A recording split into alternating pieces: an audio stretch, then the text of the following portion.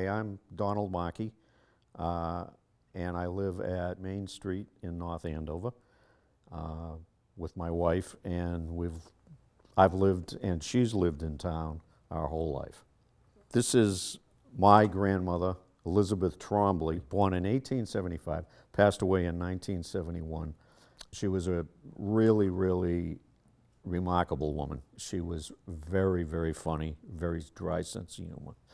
And I always considered the best baker, the best cook, but especially baking. She had this recipe for chili sauce, sweet chili sauce, that she used to make in her kitchen, and it would fill the whole house with this really, really beautiful odor. Not really an odor, it's a smell. But I personally love it, and every couple of months I'll make it. And my wife's family, her grandmother, Amy Robinson, she was born in 1892 and died in 1971, and she lived in town her whole life. And this is just a picture of her and my wife that's before I knew her, and my wife's mother and father and sister. There's a couple of recipes that Carol, who's my wife, recommended. One is a molasses candy recipe, and the other one is a lemon loaf, which is very good. The other thing that I think is interesting, the house we live in at 233 Main Street is a two-family house built in 1860. Her grandmother, my wife's grandmother and grandfather, Robinson, bought it in 1905. And it's gone through one, two, three. We're the third generation of the family that we own the house now. It's a two-family, and my daughter and her husband live downstairs, and so there might be a fourth generation too. As I said to my wife, do you realize that you've lived in the same house your whole life and she's never moved? I don't think there's too many people that can say that, especially today. The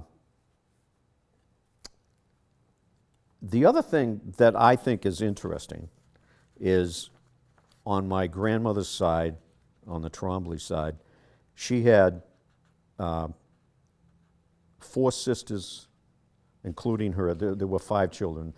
There were 4 sisters and 1 brother. Well, the brother was Patsy Donovan, and Patsy Donovan ended up being a professional Major League Baseball player. He lived in Lawrence. He didn't live in North Andover. But if you go back in history and look at his record, he played for Pittsburgh Pirates, St. Louis Cardinals, Washington Senators. His lifetime batting average was .301. He joined the Boston Red Sox as a scout in 1909 and managed the Red Sox in 1910 and 1911.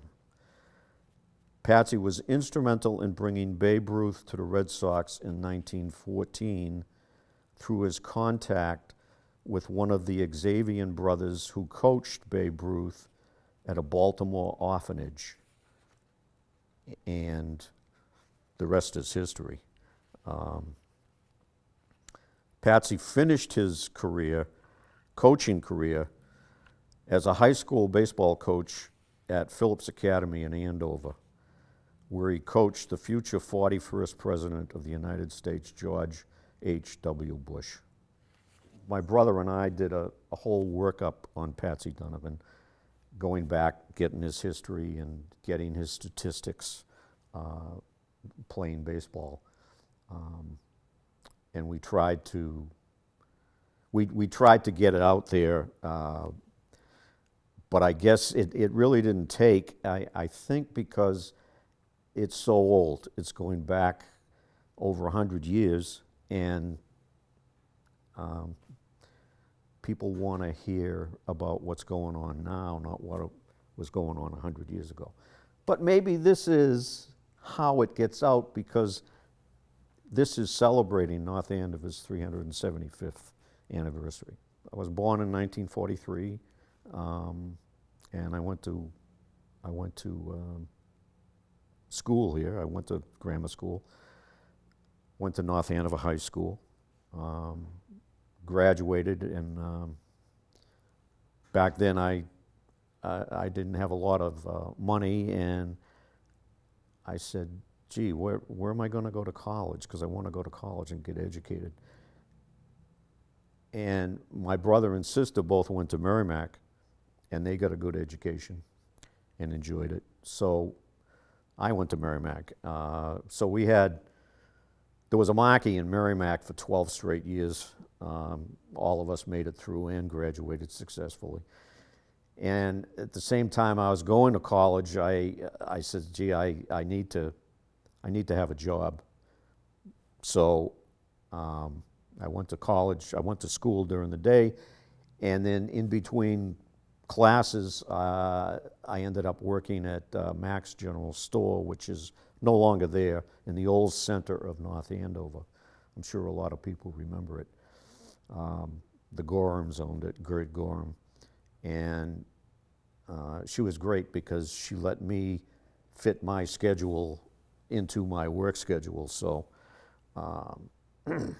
either I was going to school, or I was working, or I was at home studying. And then I met my wife, who born and brought up in North Andover, and we eventually got married, and I had 2 children, a daughter and a son, and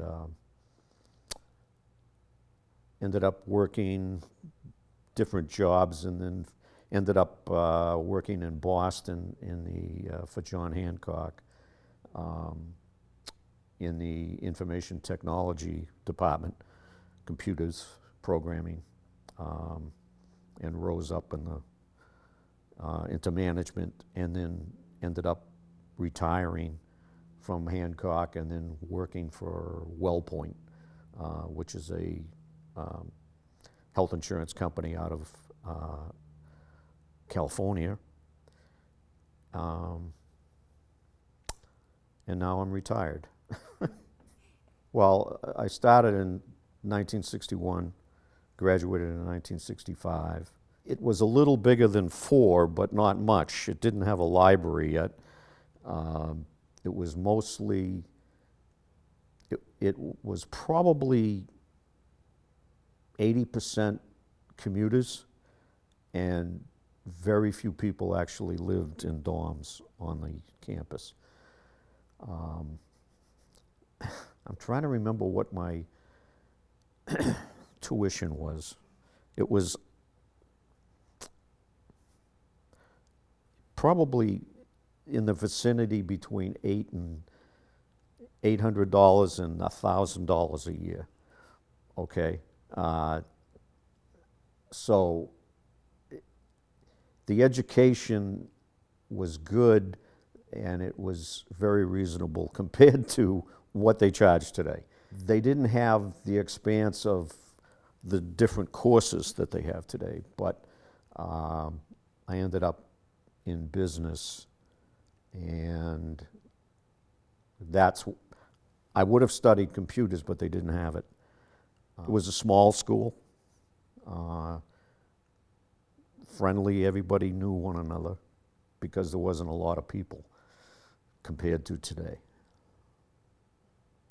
But I got a good education and a good beginning, a base, a foundation to work off of.